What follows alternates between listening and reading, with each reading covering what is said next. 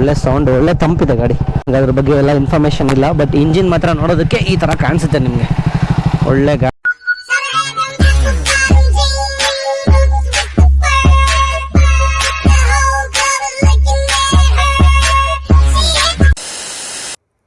Hello ನಮಸ್ಕಾರ ಸ್ನೇಹಿತರೆ, ನಾನು ನಿಮ್ಮ ಗಣೇಶ್ ಮಾತಾಡ್ತಾ ಇದ್ದೀನಿ KA17 ಕನ್ನಡಿಗ ಯೂಟ್ಯೂಬ್ ಚಾನಲಿಂದ.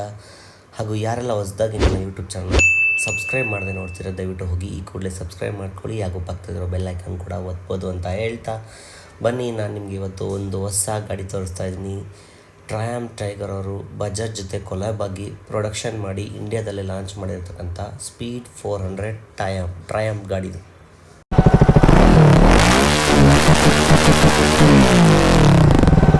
ಒಳ್ಳೆ ಸೌಂಡ್, ಒಳ್ಳೆ ತಂಪಿದೆ ಗಾಡಿ. ಇಲ್ಲಿವರೆಗೂ ಬರ್ತಾ ಇದೆ ಗಾಳಿ ಆರಾಮಾಗಿ.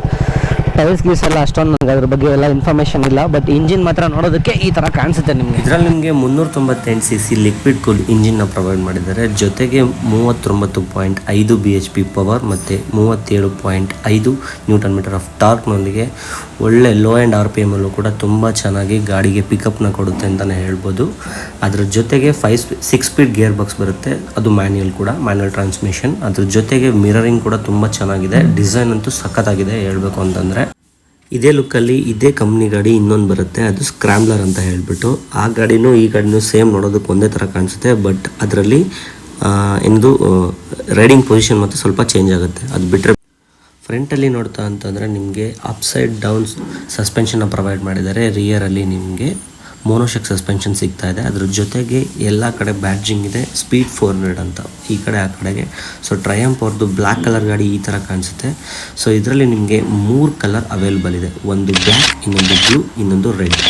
ಸೊ 3 ಕಲರ್ಸು ಕೂಡ ತುಂಬ ಚೆನ್ನಾಗಿದೆ. ಗಾಡಿ ಫಿಟ್ಮೆಂಟ್ ಅಂತೂ ಸಖತ್ತಾಗಿದೆ ಹೇಳಬೇಕು ಅಂತಂದರೆ. ಅದ್ರ ಜೊತೆಗೆ ಗಾಡಿನಲ್ಲಿ ನಿಮಗೆ ಎಕ್ಸ್ಟ್ರಾಗೆ ಆಕ್ಸೆಸರೀಸ್ ಅಂತ ಏನೂ ಬರೋದು ಓನ್ಲಿ ಇದು ಮಾತ್ರ. ಇನ್ನು ಈ ಗಾಡಿನಲ್ಲಿ ಜಸ್ಟ್ ಒಂದು ಇಂಜಿನ್ ಗಾರ್ಡ್ ಮಾತ್ರ ಕೊಡ್ತಾರೆ, ಇನ್ನೇನು ಪ್ರೊವೈಡ್ ಮಾಡಲ್ಲ.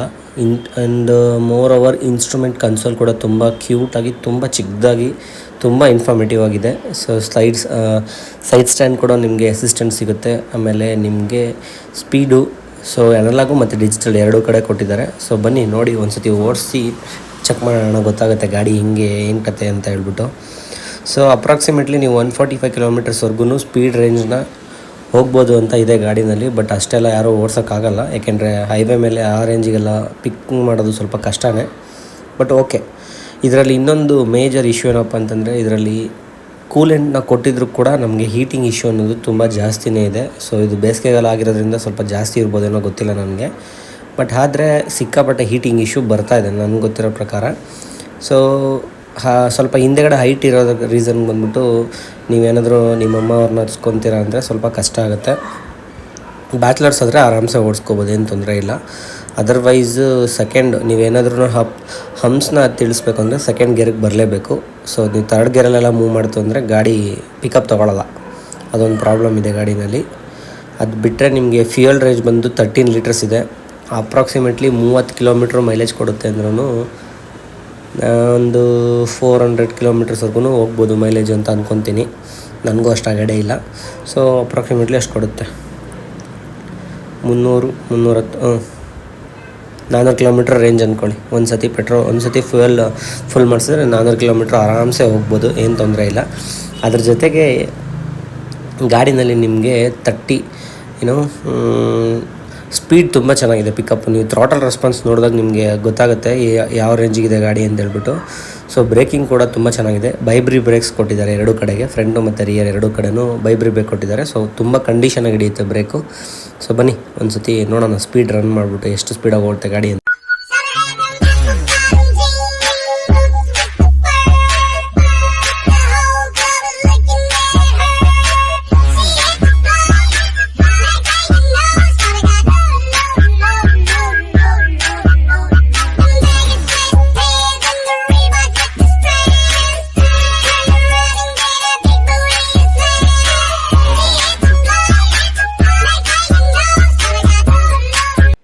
ನನಗನ್ಸೋ ಪ್ರಕಾರ ಸಿಟಿಗೆ ಇಷ್ಟರ ಮಟ್ಟಿಗೆ ಸಾಕು ಅನಿಸುತ್ತೆ ಪಿಕಪ್ ಎಲ್ಲ.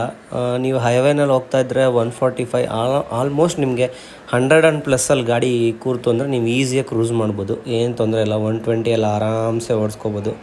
ಸೊ ನೀವು ಇಲ್ಲಿಂದ ಏನಾದರೂ ದಾವಣಗೆರೆಗೆ ಹೋಗ್ತೀರಾ ಅಂತಂದರೆ ಆರಾಮ್ಸೆ 3.5 hours ಈಸಿಯಾಗಿ ಬೆಂಗಳೂರಿಂದ ದಾವಣಗೆರೆ ರೀಚ್ ಆಗಿಬಿಡ್ಬೋದು. ಬಿಕಾಸ್ ಆಫ್ ಸಿಟಿ ದಾಟೋದಕ್ಕೆ 1.25 ತಾಸು ಬೇಕು ನಿಮಗೆ. ಸೊ ಅಲ್ಲಿಂದ ನೀವು ಮತ್ತೆ ಪ್ಯಾರ್ಲೆಟ್ ಹಾಲಿಂದ ಮುಂದಕ್ಕೆ ನಿಮಗೆ ಮಿನಿಮಮ್ ಅಂದರೂ 3 hours ಬೇಕು. ಸೊ 4.5 hours ಅಂದ್ಕೊಳ್ಳಿ ಏನೇಂದ್ರೂ ಸಿಟಿ ದಾಟಿ ನೀವು ದಾವಣಗೆರೆ ರೀಚ್ ಆಗೋದಕ್ಕೆ. ಸೊ ಆ ಥರ ಏನಾದರೂ ಕ್ರೂಸ್ ಮಾಡ್ತೀರಾ ಹೈವೇನಲ್ಲಿ ಅಂತಂದರೆ ಇದು ಒಂದು ಬೆಸ್ಟ್ ಗಾಡಿ. ಸೊ ಯಾರೆಲ್ಲ ಈ ಗಾಡಿನ ತೊಗೋಬೇಕು ಅಂತ ನೋಡ್ತಿದ್ದೀರಾ, ಹೋಗಿ ಒಂದು ಸತಿ ಟೆಸ್ಟ್ ಡ್ರೈವ್ ತೊಗೊಳ್ಳಿ. ನಿಯರ್ ಬೈ ಶೋರೂಮ್ ಎಲ್ಲಿದೆಯೋ ಅಲ್ಲಿ. ಅವಾಗ ನಿಮಗೂ ಒಂದು ಐಡಿಯಾ ಬರುತ್ತೆ ಗಾಡಿ ತೊಗೋಬಾರ್ದು ಅಂತ. ಗಾಡಿ ಎಕ್ಸ್ ಶೋರೂಮ್ ಪ್ರೈಸ್ ಬಂದು ನಿಮಗೆ ಆನ್ ರೋಡ್ ಪ್ರೈಸ್ ಬಂದು ನಿಮಗೆ 3.2 ಇದೆ. ಸೊ ಇದೇ ಕಾಸ್ಟಲ್ಲಿ ನಿಮಗೆ ಇದೇ ಕಾಸ್ಟಲ್ಲಿ ಯಾವ ಗಾಡಿನೂ ಬರೋಲ್ಲ.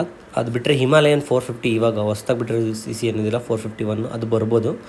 390 ಏನೋ ಆಗುತ್ತೆ, ಅದು 370 ಏನೋ ಆಗುತ್ತೆ. ಆಲ್ಮೋಸ್ಟ್ ಇದಕ್ಕಿಂತ 50,000 ಜಾಸ್ತಿ ಗಾಡಿ ಅದು.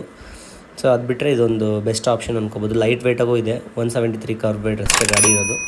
ಸೊ ಓಡಿಸೋರೆಲ್ಲ ಆರಾಮ್ಸೆ ಓಡಿಸ್ಕೋಬೋದು. ಸೊ ಇದಿಷ್ಟು ಈ ಗಾಡಿನ ಇನ್ಫಾರ್ಮೇಷನ್ ಆಗಿದೆ. ನೆಕ್ಸ್ಟ್ ಮತ್ತೆ ಮುಂದಿನ ವಿಡಿಯೋದಲ್ಲಿ ಸಿಗೋಣ. ಅಲ್ಲಿವರೆಗೂ ಟೇಕ್ ಕೇರ್, ಬಾಯ್. ಮತ್ತೆ ಮುಂದಿನ ವಿಡಿಯೋದಲ್ಲಿ ಸಿಗೋಣ. Thank you.